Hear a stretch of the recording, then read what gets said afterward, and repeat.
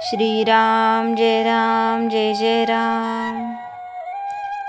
विषय वासना इत्यादी सोडून भगवंताला शरण जावे।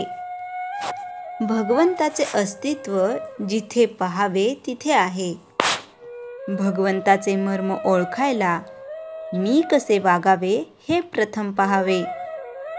भगवंत आहे की नाही हे जाणण्याकरता आपल्याला बुद्धी दिली आहे। भगवंत निश्चित आहे हे काहींना अनुभवाने कळले। आपण त्यांचे आप्तवाक्य प्रमाण मानले। भगवंताचे अस्तित्व जर निश्चित आहे तर त्याची ओळख तरी कशी करून घ्यावी? बीजगणितामध्ये उदाहरण सोडविताना एक अज्ञात क्ष घ्यावा लागतो। उदाहरणाचे उत्तर येईपर्यंत त्या क्षची खरी किंमत काय आहे हे आपल्याला कळत नाही, पण तो घेतल्याशिवाय चालत नाही। त्याप्रमाणे जीवनाचे कोडं सोडवण्यासाठी आज अज्ञात असा भगवंत आपल्याला गृहीत धरलाच पाहिजे। त्या भगवंताचे खरे स्वरूप जीवनाचे कोडे सुटेल त्यावेळी आपल्याला कळेल। खरोखर जन्ममरणापासून मुक्त होण्याचा मार्ग जो आपल्याला दाखवितो तो खरा आप्त। भगवंताला सर्वात अधिक काय आवडते हे संतांनी सांगून टाकले, ते म्हणजे आपण विषय वासना इत्यादी सर्व काही सोडून भगवंताला शरण जावे। आपण नेहमी विषयांनाच शरण जातो। भगवंताला जो शरण गेला त्याला जगाची भीतीच नाही उरत।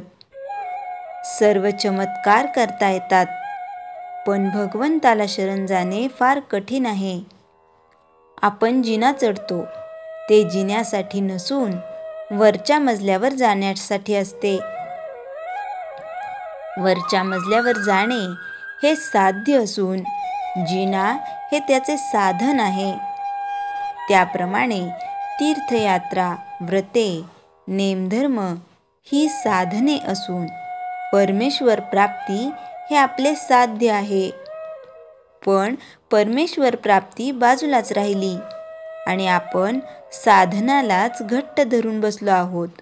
याला काय करावे?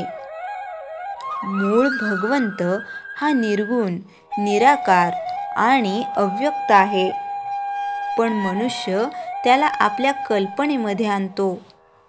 आपल्या ठिकाणी असणारे गुण पूर्णत्वाने त्या भगवंताच्या ठिकाणी आहेत अशी आपण कल्पना करतो। याचा अर्थ असा की आपण प्रथम भगवंताला जडामध्ये पाहतो आणि मग त्याच्या नामाकडे जातो। भगवंताने केलेली ही सृष्टी आहे तशीच सर्व जरूर आहे, तिच्यामध्ये बदल करायला नको।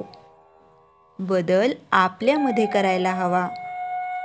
आपले सगळे जीवन जर भगवंताच्या हातामध्ये आहे तर मग जीवनातल्या सर्व घडामोडी त्याच्याच हातात आहेत यात शंका कोणती?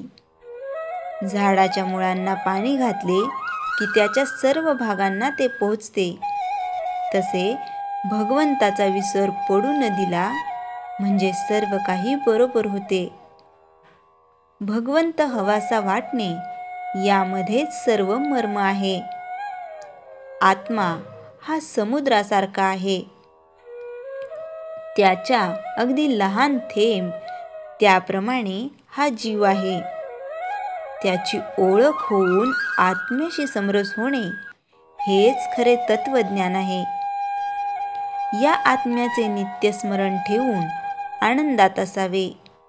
श्रीराम जय राम जय जय राम। चैतन्यवाणी संतांनी नामस्मरण रूपी नाव आपणास दिली आहे, त्यात विश्वासाने बसू। संत हे कर्णधार आहेत, ते आपणास पैलपार नेतील। श्रीराम जय राम जय जय राम। जयाच्या जनी जन्मनामार्थ झाला, जयाने सदा वासनामात केला। जयाच्या मुखी सर्वदा नाम कीर्ती. नमस्कार तया ब्रह्मचैतन्यमूर्ती. श्रीराम जय राम जय जय राम.